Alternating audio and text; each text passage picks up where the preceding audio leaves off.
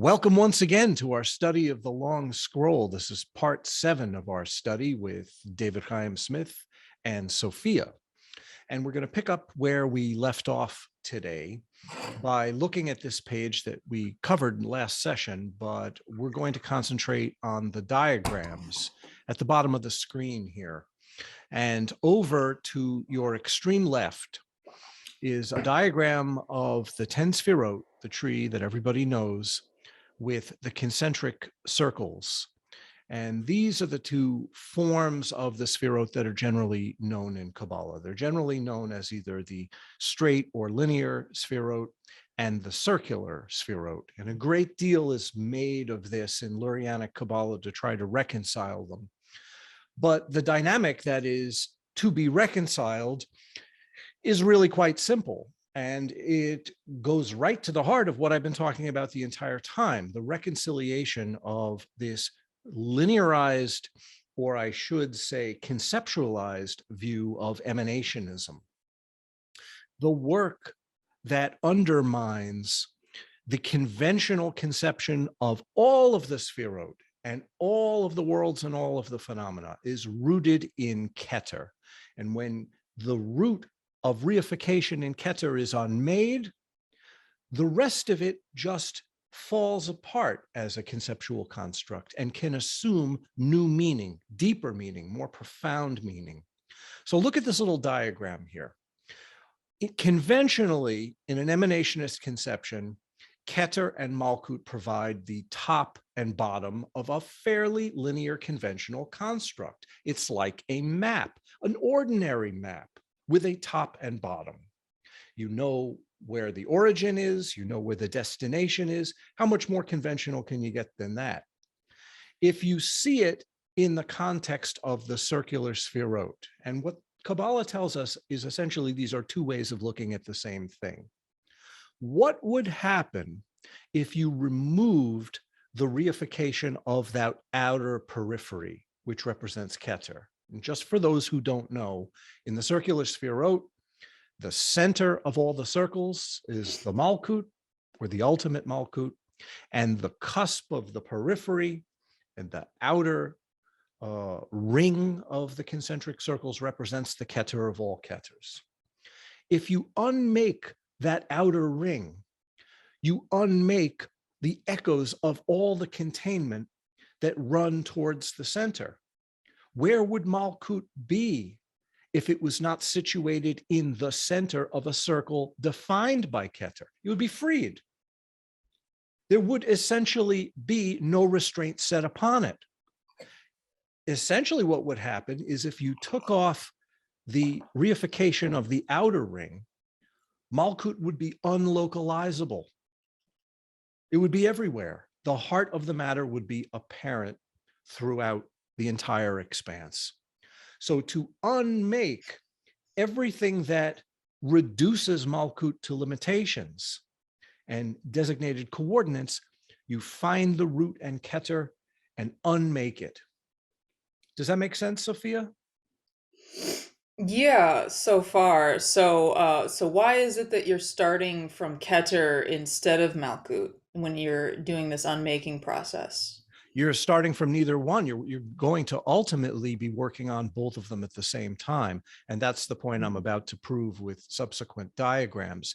It's just that the catalyst for the change is rooted in the highest, is rooted in Keter. If you want to see reality as a set of limitations, those limitations ultimately have their root in the great limitation of containment, which is the Keter of all Keters containing all the worlds and everything in them, all the worlds and all the souls.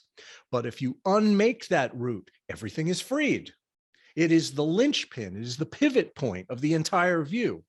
So as you unmake reification in Keter, Malkut is automatically affected by that. It's not that you're starting with one and moving towards the other.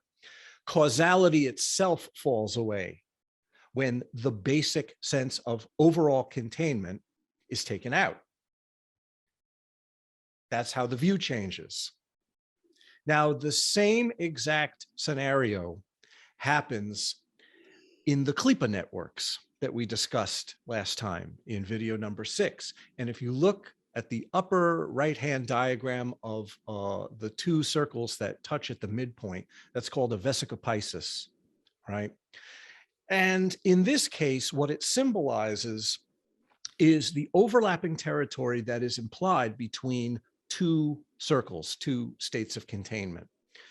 Now, as we said last week, a state of containment, a circle that produces reification, divides whatever it contains from the uncontainable expanse around it. That turns into a klipa when it's grasped by the mind. But klipas never appear singularly. They're always in relationships and defined by those relationships with other klipas. So when two related klipas, like we said last week, when they overlap with each other, something very interesting happens. There's always a top and a bottom implied in the relationship because their peripheries touch. And between them is an overlapping expanse where anything can happen. Now remember, what unmakes the shell of a klipa is the realization of that profound wildness where nothing settles into its reductions. It unmakes reductionism. This is the black ether. This is the catalyst that produces all alchemical change. So if you want to discover that black ether, you have to do away with both the top and bottom of all relationships. And this is the interesting part of how the vesicopiscis implies what I'm saying. It implies that two klipas are meeting here with a top and a bottom implied, a keter and a malkut, you could say. But it actually refers to every relationship between every klipa in every network interdimensionally throughout all space-time. In a sense, this vesicopiscis, which shows two klipas interacting, is symbolic for infinite relationships overlapping with each other, which, as we know, is the reified version of what we think of as our reality, right? Hopefully, in video number 6, we proved that the conceptual universe of an ordinary being, an ordinary conceptually fixated being, is a series of klipas in overlap with each other, networks of klipas that extend interdimensionally throughout substance and time and space into concept, constituting a mistake in understanding the very nature of being itself. Well, what if you were to unmake all of those shells, or the shell making principle, at the same time? You would be seeking to undermine that keter point, that reification of keter that sets containment free. And then both tops and bottoms of things would reveal what's in their heart, in their midst, in their center. And this is what we're going to talk about today. How the unmaking of reification, that keter principle, releases black ether and unmakes shells. So there ultimately is immersion in an ocean with no top or bottom that is all center. The center is literally set free by this unmaking. This is the apophatic gesture, the gesture of unmaking or unknowing, which releases limitations and restrictions and reductions into the purity of the ground. That's all the black ether is the unmaking of restrictions, setting phenomena free into the ground of its own nature. And this unmakes all shells in all networks, all at the same time, because the magic of the black ether is that it's not located anywhere. It's not in any one particular shell. It's in all shells equally. So when it's found, it sets the entire expanse free at the same time, in simultaneity. That's the nature of contemplation. It's making sense so far, Sophia? Yeah, I think so. You have any questions about it? I mean, I would just like to hear you talk more about why is it that finding the black ether in one place, or what you think of as one place, has this cascading effect on unmaking multiple shells or shell networks. You know, because we think of this as this sort of step by step process where I'm unmaking this shell and then unmaking this shell. So why does it have this holographic effect? Oh my God, that's such a good question. Because what we're talking about here is a total shift in view. And in our total shift in view, we're shifting from a mechanical understanding of how phenomena work to an omnidirectional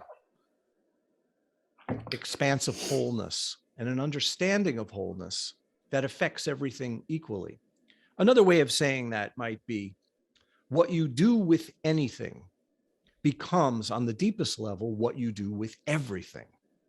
So if you take any particular circumstance and situation of phenomena and you find the black ether there, it affects the whole field, the wholeness of the field equally, without beginning, without end, without top, without bottom, throughout all the echoing networks that go on into infinity.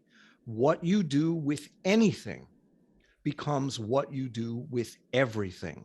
That's the shift between a linear, sequential, mechanical understanding of phenomena in the worlds, which is the ordinary one, and this view of wholeness, which is brought to its apex by the understanding of the black ether. The black ether is where that mechanical understanding goes to die. And the new understanding of the ground as the essential nature of all things is reborn through the ghosts of the appearances that once stood so solidly in their sequences. Is this making sense? Yeah. Yeah, I think so. So it would be wrong to think of the black ether as a substance or a place. It's more like it's this function that we're realizing through Exactly. practice. It doesn't Yeah. conform to any of the five reifications. It's not a substance that posits the same kind of reduction to um, material coordinates like matter does, like how the ordinary senses interpret matter. It's not a thing, a substantial thing. It's also not something that is located dimensionally. It's not anywhere. It also can't be located temporally. You can't find it at any time. The finding of it transcends time. The finding of it transcends space. The finding of it transcends substantial thingness. So if it can do those three things, it defies conceptual understanding as well.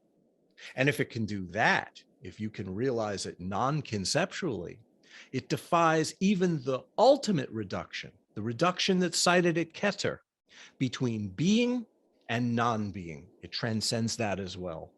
Those five things, those are the fingerprint of ordinary conceptuality and its reductionism and the conventional view.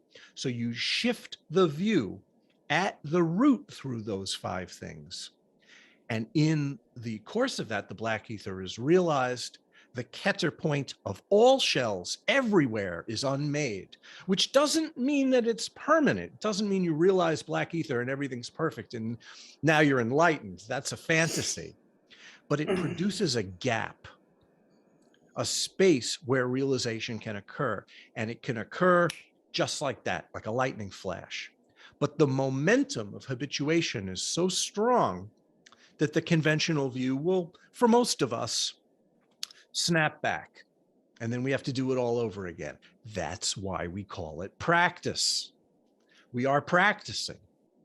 But the heart of the matter is liberated through the black ether. It is neither top nor bottom. It is neither the zenith nor the nadir. And we're going to get into those terms in a second. In other words, There is no parameter that can contain it. And once black ether is realized, the expanse itself is focused as the heart of reality, not either personally nor apersonally. The heart is just apparent. The Holy of Holies of the temple is inherent in our midst.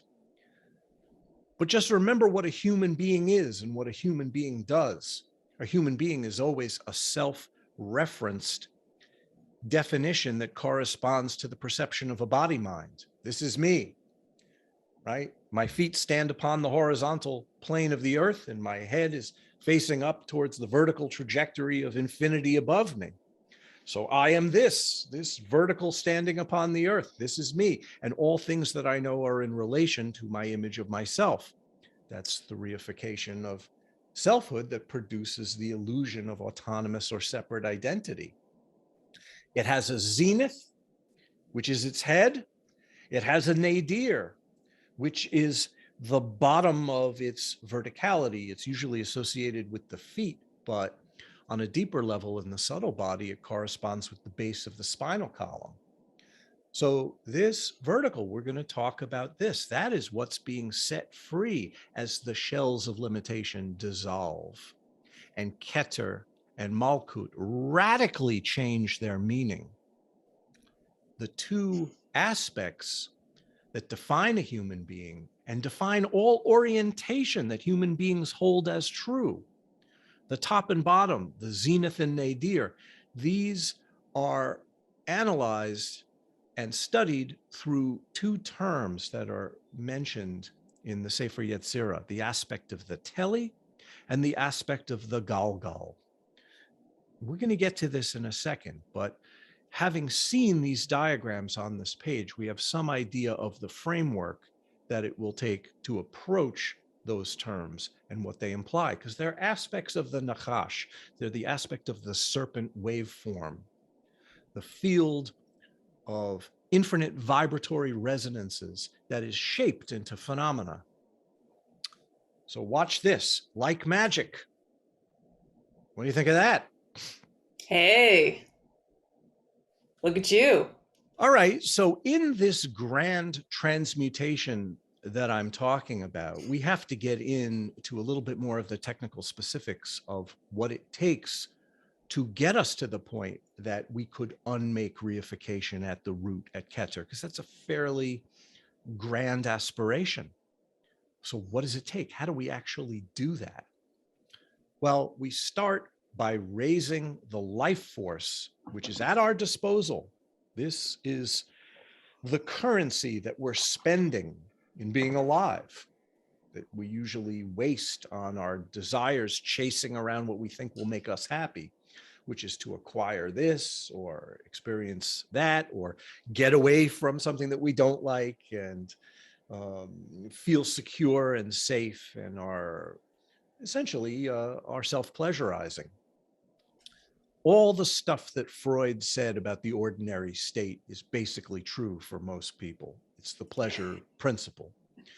So if that's just the hamster wheel of conventional existence, essentially trying to chase down happiness, and we know where it leads, ultimately, it's a losing battle. We lose it all. Sickness and death, it's inevitable. So when somebody sees through the game of the hamster wheel and knows that there's this tremendous voltage, this life force, which is just crackling away, waiting to be invested and expressed in some capacity, the practitioner is the one who says, nah, I'm not going to do the ordinary habit pattern that put me in the same situation that every other conventionally fixated being falls into, and it ends very badly. So I'm going to do something else with this life force.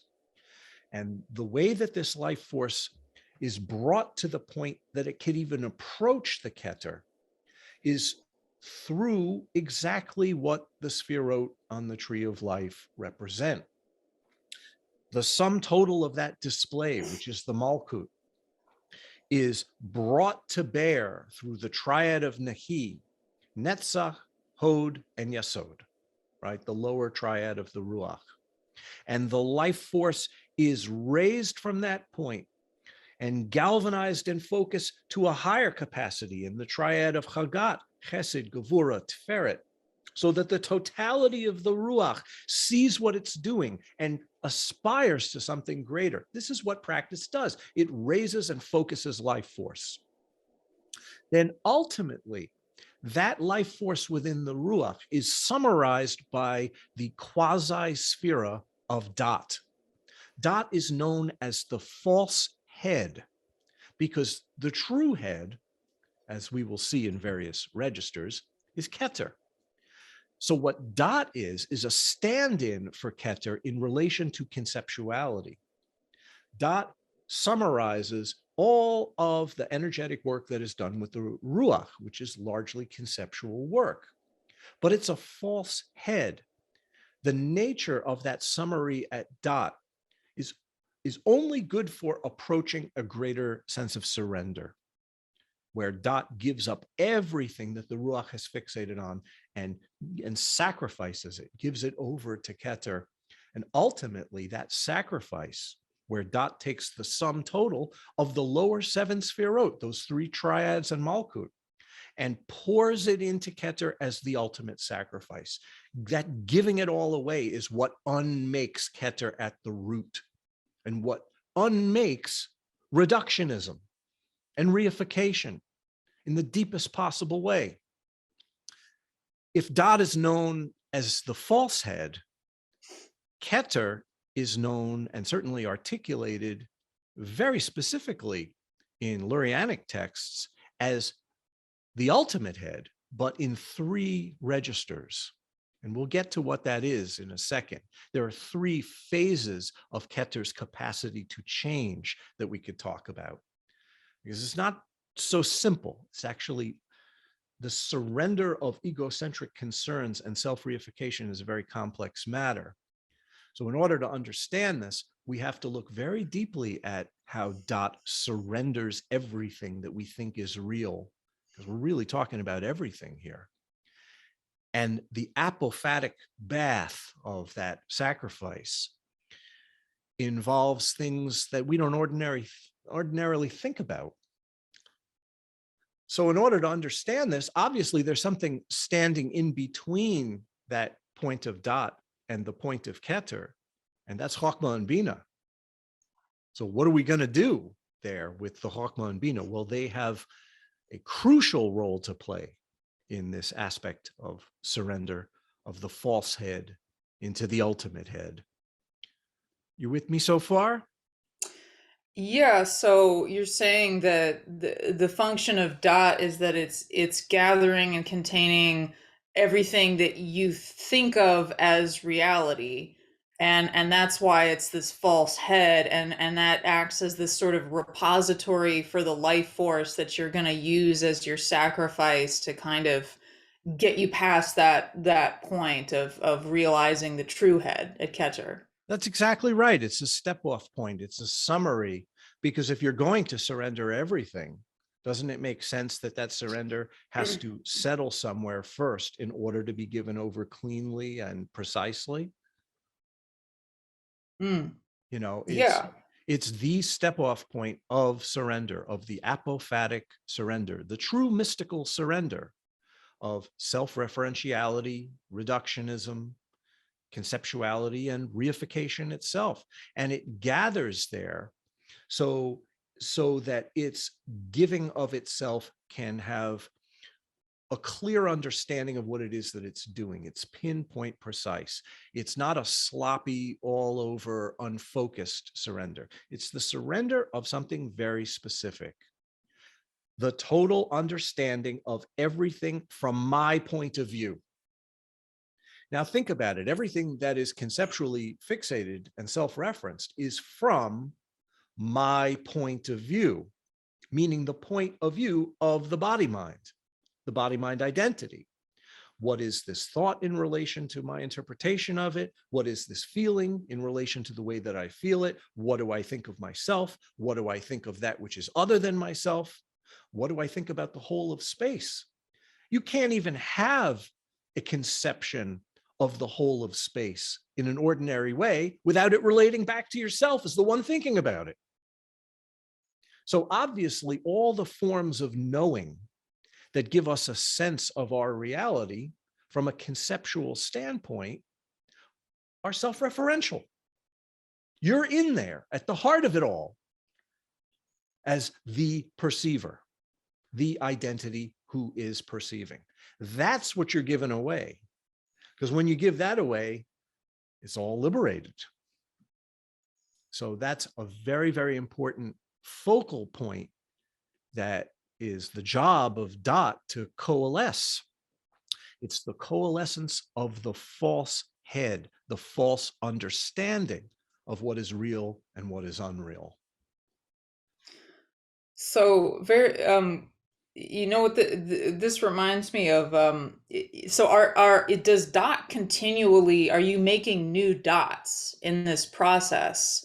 Because in the past you've explained to me this sort of alchemical process of building up heat and pressure in order to crack the shells of your conceptions, and the shell making is necessary in order to contain this pressure so that it can crack. So so it sounds like you don't just break through, coalesce at dot and then it's over. Are you making new dots as you're continuing down the process? Yes, dot is constantly refining itself, as all the spherot always are. And heat and pressure is what accompanies the raising of the life force. So you have this display field, this malkut. The way that it's generally understood on the base level, the most common level, is by the triad of Nahi, lower Ruach, Netzach, Hod, and Yasod. In that loop, we have a basic mechanical understanding of the most superficial view of things. When you challenge that, to raise that life force to the level of pure abstraction, Chesed, Gevura, and Tiferet, which is a far more sophisticated register of the Ruach, there is tremendous heat and pressure generated going right up against the Klipa networks that restrain it in the triad Nahi. Every time you make an expansion of greater scope, right, and greater openness, there's resistance, there's a counterforce. The way that counterforce are the Klipa networks that lock things in the way that they seem. If you want to expand that display space, you are challenging those Klipas. So essentially, you are building up enough heat and pressure through intentionality, which is the heat and pressure of your own consciousness, resisting the coarse Klipa networks to get to finer and finer ones.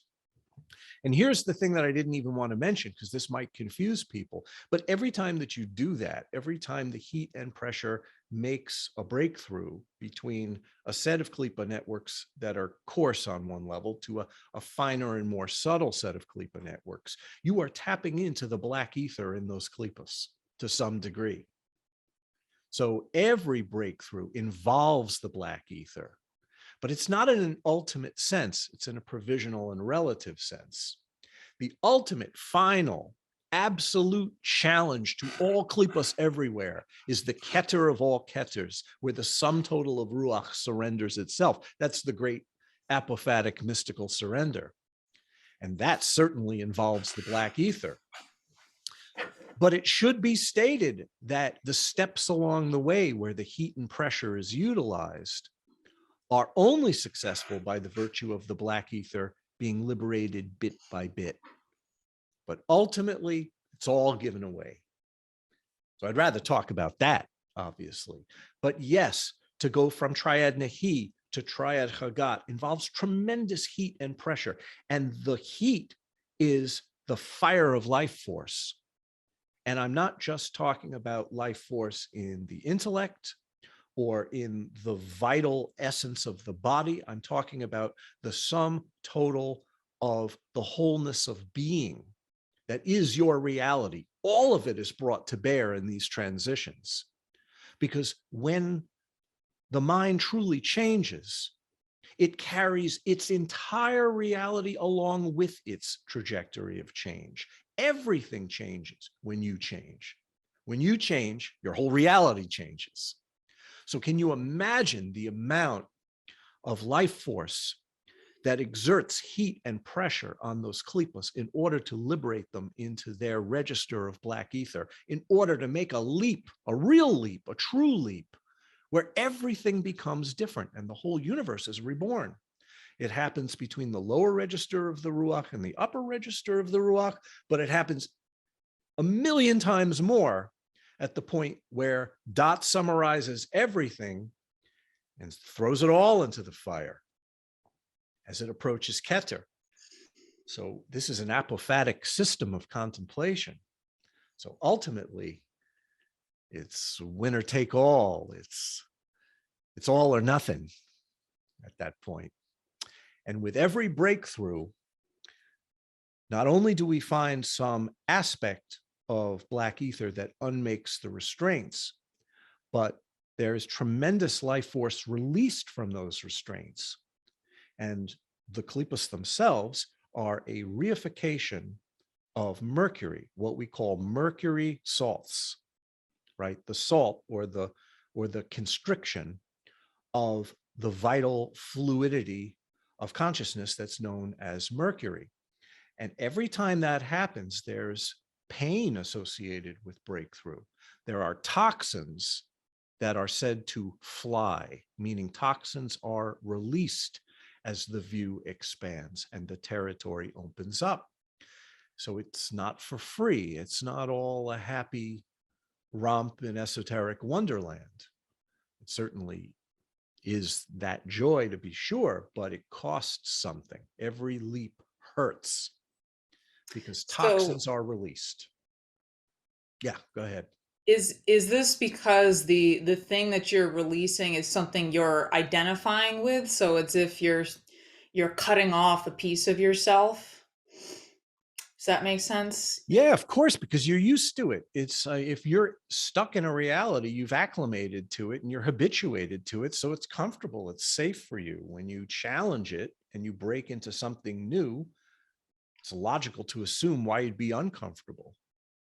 You know, you're going right up against the face of your habituation. So that unpleasantness, that sense of unease are the toxins of the mercury. And, you know, just like physical mercury in a materialist sense is toxic, right? The alchemical mercury that we're talking about here is toxic as well. But once you understand what those toxins actually are, we realize that the nectar is in the poison. But that hurts, making that realization. So realizing that these so-called toxins are actually the pure effulgence and nectar of the beneficence that is our bliss, well, that's tantamount to taking away the top and bottom of the scenario. That's pulling out the rug from under you. That changes the meaning of reality when the worst thing becomes the best thing. You with me so far? Yeah. So it kind of sounds like it's toxic because the mercury is destroying something, but it's also what it's destroying is toxic because it's wrong. It's a misconception. So it seems like there's a dual meaning here. Well, the frozen mercury or the mercury salts at any register that it manifests is creating a klipa barrier through networks and networks of variation, where you think that infinity is presenting itself stuck on some particular level, right? So you have infinite networks that have frozen up or solidified. When you challenge that by raising the life force through contemplation and practice and inquiry and aspiring to the view and holding the view, you generate fire, literal fire, sulfur, right? The sulfurous life force that is at your disposal as a living being. And it runs right up against those restraints and melts them through repeated approach to the limitation, to that stoppage point. And once you understand this dynamic, you understand that no matter what the restraint is, ultimately it can be melted, but at a price. And that price is the release of what is perceived at first to be a toxic reaction, a negative reaction. Now, when that is taken through the triad of Chagat into the triad of Chabad, where it gathers at Dot, Chabad is Chokmah, Bina, and Dot, right? In other words, you're right at the cusp of the Ruach, standing at the precipice of what the conceptual mind is able to do. This is where certain occultists posit that there's an abyss that you pass through, but there is no abyss. What is realized ultimately is that everything is abyss. It's all openness. So how could you say that there's an abyss at that point? There's an abyss at every point. Every point where knowing is challenged by unknowing. And ultimately you fall through that challenge into the mystery itself. To say that there's one particular threshold is extremely short-sighted at best. But there is a stoppage point to conceptuality, and that stoppage point gathers at Dot. Chokmah and Bina serve Dot to perform its limited functions within the Ruach. But when the challenge is made, Chokmah and Bina can be called upon to act very, very differently. And through that challenge, the life force is raised from the Dot point to approach the headless head of Keter, the master klipa of the whole thing, the root of all the klipas in their networks. And once that klipa is melted, I'll summarize it in an esoteric way, and then we'll take it apart, which becomes a very complex analysis. The Keter klipa, the klipa called I am, which is the root of all reification. When that klipa melts, essentially there's a passage through Keter into unboundedness, into limitlessness. In other words, you go through Keter and ultimately surrender to the Or Ein Sof.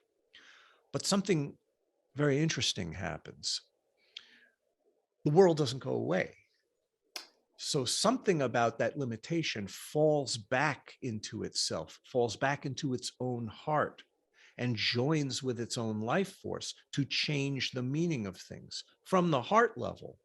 So it's not an escapist fantasy that we're seeking to escape the tree of life, to go through Keter and be projected into outer space and dissolve there. No way. We're just opening up the entire scenario at its highest possible point, so it could fall back into itself and be reborn in an entirely different manner.